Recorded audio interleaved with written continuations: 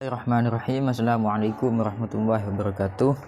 Alhamdulillahirabbil alamin wa bihi nasta'in ala amri dunya waddin wassalatu wassalamu ala asyrafil anbiya'i wal mursalin wa ala alihi wa sahbihi ajma'in amma ba'du.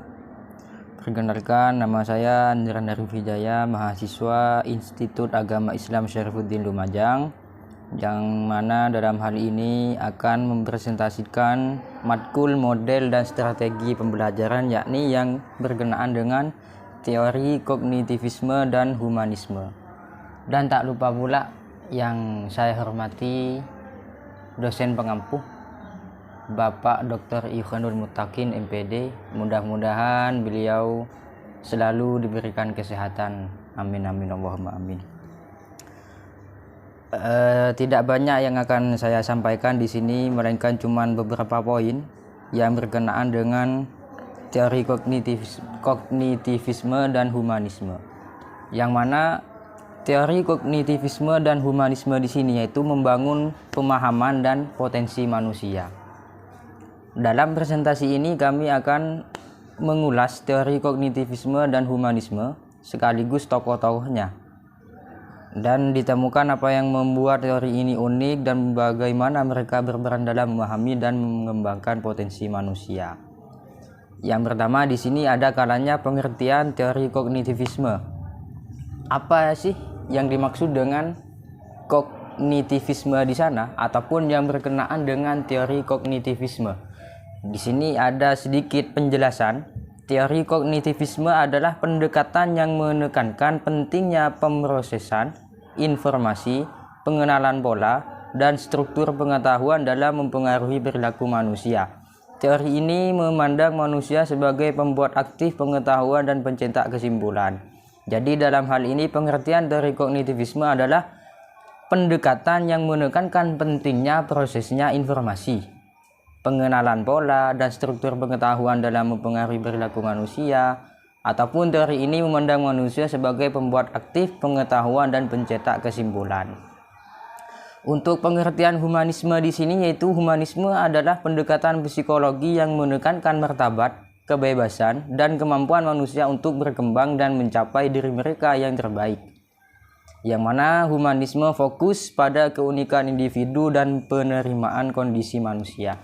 Jadi yang dimaksud dengan teori humanisme di sini, ataupun dalam pengertian humanisme itu adalah humanisme pendekatan psikologi yang menekankan martabat, kebebasan, dan kemampuan manusia untuk berkembang dan mencapai diri mereka yang terbaik.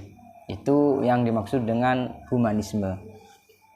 Untuk tokoh-tokoh dalam teori kognitivisme di sini yaitu ada kalanya Jean Piaget, yang mana mengajukan teori perkembangan kognitif, mempelajari bagaimana anak-anak memahami dunia melalui skema mental dan mengembangkan kemampuan kognitif mereka seiring bertambahnya usia. Dan yang kedua ada kalanya Lev Vygotsky. Vygotsky di sini itu menemukan teori perkembangan kognitif sosial, menekankan peranan interaksi sosial dalam pembentukan pengetahuan dan kesadaran mengenai dunia. Itu dari dua tokoh yang berkenaan dengan teori kognitivisme tadi.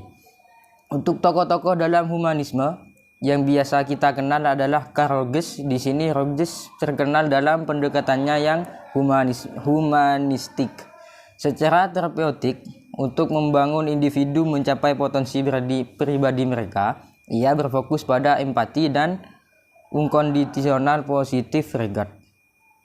Untuk Abraham Maslow di sini yaitu tokoh kedua dari teori dalam humanisme.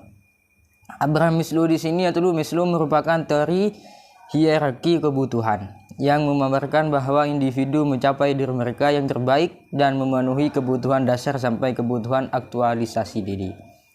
Untuk perbandingan teori kognitivisme dan humanisme di sini ada kalanya teori kognitivisme dan humanisme tadi. Untuk yang kognitivisme di sini adalah mengutamakan aspek kognitif dan pemrosesan informasi dalam mempengaruhi perilaku manusia. Sama penjelasannya untuk kognitivisme dan humanisme sebagaimana yang sudah saya sampaikan di awal tadi. Untuk humanisme di sini itu mengutamakan keunikan individu, martabat manusia, dan potensi diri yang dapat dikembangkan. Apa sih manfaat dan implikasi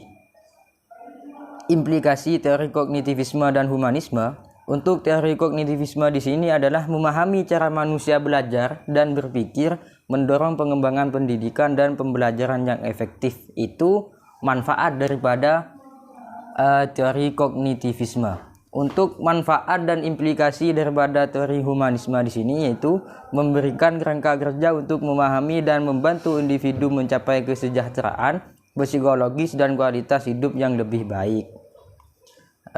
Di sini untuk manfaat dan implikasi teori kognitivisme dan humanisme.